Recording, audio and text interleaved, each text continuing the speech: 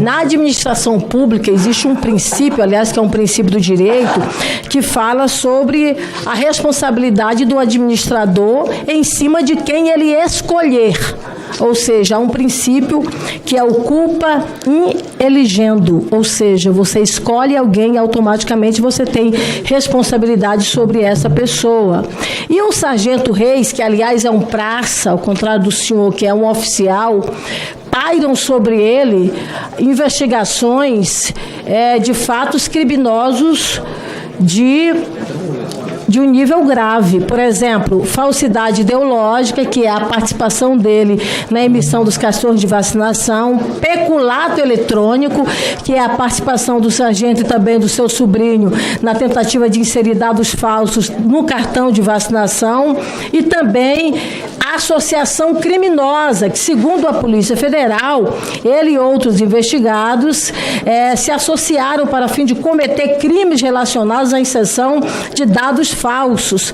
Há informações, inclusive, de que ele receberia recursos de empresas que, aliás, nós estaremos, inclusive, pedindo a quebra desses sigilos, e de posse, na verdade, desses recursos, fazia saques em espécie para fazer pagamentos a integrantes e a membros da família do então presidente Bolsonaro.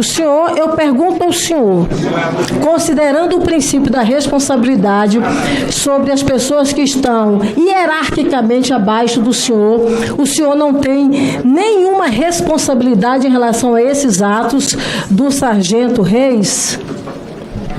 Com todo respeito a Vossa Excelência, mantenho minhas considerações iniciais dentro do escopo dos temas que estou sendo investigado, seguindo novamente a orientação da minha defesa técnica e o habeas corpus, permanecerei em silêncio.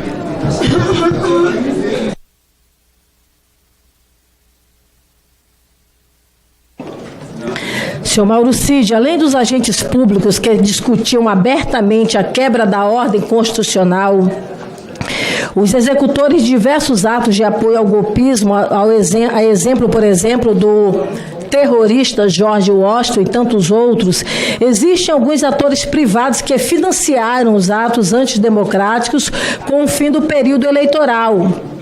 E aí, algumas dessas empresas, inclusive, a exemplo do grupo empresarial Cipal, teve contas bloqueadas pelo Supremo Tribunal Federal no mês de novembro, e várias outras ações referentes a essas empresas. E aí eu cito especificamente a empresa Cipal, que é ligada à família Scholl, acredito que é essa a pronúncia.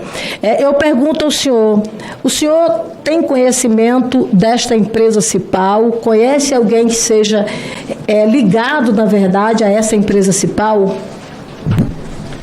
Mantenho as minhas considerações iniciais dentro do escopo das investigações que são conduzidas pelo Supremo Tribunal Federal, sigo as orientações do meu advogado e, baseado no habeas corpus, manterei-me em silêncio.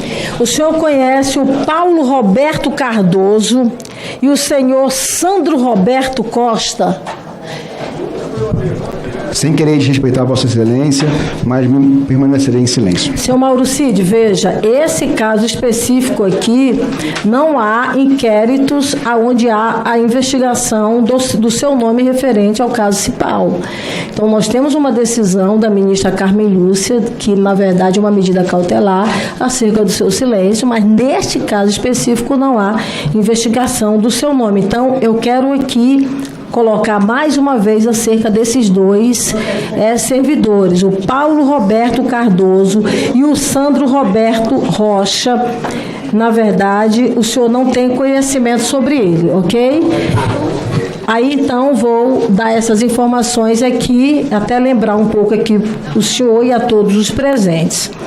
O senhor Paulo Roberto Cardoso e o Sandro Roberto Rocha, na verdade, eles integravam a equipe da Presidência da República. E tem relação familiar com societários da empresa Cipal. Veja, a empresa Cipal, ela recebeu um empréstimo do BNDES no valor de 22 milhões de reais e meio. aonde este recurso foi para a aquisição, dentre outros elementos, de caminhões.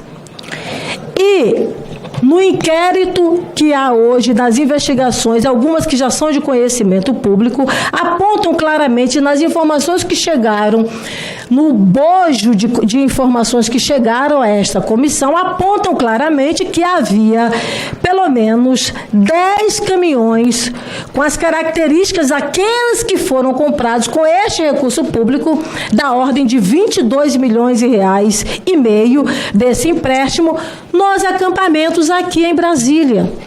Ou seja, nós temos uma empresa que recebe recurso público da ordem de 22 milhões de reais, compra caminhões, pega 10 caminhões, coloca no acampamento aqui de Brasília, que de lá saiu todo o planejamento para a invasão à sede dos Três Poderes, aqui em Brasília, e também de lá saiu o planejamento para o ato terrorista, cujo objetivo era a explosão de um carro-bomba no aeroporto. E a ligação desses dois servidores da Presidência da República é constatada através de vinculação de sociedade com essas empresas. Eu pergunto para o senhor mais uma vez, o senhor de fato não conhece o Paulo Roberto Cardoso e o Sandro Roberto Rocha? Antes da resposta, Vossa Senhoria, eu quero inclusive chamar a atenção dos senhores advogados. A relatora não está fazendo um juízo de valor e não está de maneira nenhuma o acusando de nada e não há nenhuma investigação a Vossa Senhoria sobre este fato. O senhor trabalhou no Palácio do Planalto, o senhor ter conhecimento de quem são as pessoas que trabalham lá é algo absolutamente natural. Obviamente que qualquer parlamentar, qualquer funcionário da Câmara que trabalha aqui conhece os seus colegas e tal. Então eu não vou perguntar, eu não vou solicitar que o senhor responda nenhuma pergunta de mérito. Mas a pergunta ela é muito objetiva. Se o senhor sabe quem são essas pessoas. Se sabe, diga sim. Se não sabe, diga não. Mas eu penso que é o tipo da pergunta que o senhor não pode ficar calado, porquanto não há nenhum juízo de valor em relação a isso. Se for o caso, o senhor ouve os seus advogados, mas essa é a posição que eu tenho. Presidente relatora, compreendo e respeito o posicionamento de Vossas Excelências, mas reitero minhas considerações iniciais e intimamente entendo que, em razão do escopo do que sou investigado, seguindo as orientações da minha defesa técnica, permanecerei em silêncio. Senhor Mauro Cid, as operações financeiras com uso de moeda física, né, é um comportamento que levanta suspeitas quanto à sua licitude, notadamente porque a maior parte da movimentação financeira do mercado paralelo, ela ocorre exatamente com dinheiro em espécie. Nós já temos, inclusive, hoje, várias normas que são apresentadas pelos órgãos de fiscalização e controle no Brasil e também pelo próprio Banco Central, o COAF, que apresentam exatamente isso, ou seja, a lavagem de dinheiro ocorre exatamente com a utilização, na grande maioria das vezes, desse dinheiro em espécie. Por exemplo, a Carta Circular número 4001 do Banco Central diz que para combater crimes de lavagem ou ocultação de bens, direitos e valores, do que trata a lei número tal, são suspeitas de lavagem de dinheiro as operações em espécie, em moeda nacional, com a utilização de contas de depósitos ou de contas de pagamento sem lastro razoável que a justifiquem, bem como os aumentos substanciais no volume de depósitos em espécie de qualquer pessoa natural ou jurídica, sem causa aparente. E aí nós temos aqui várias outras normas que são apresentadas, inclusive, pelo COAF, que apontam claramente aí de que há uma suspeição quando há, por exemplo, vários saques em valores em espécie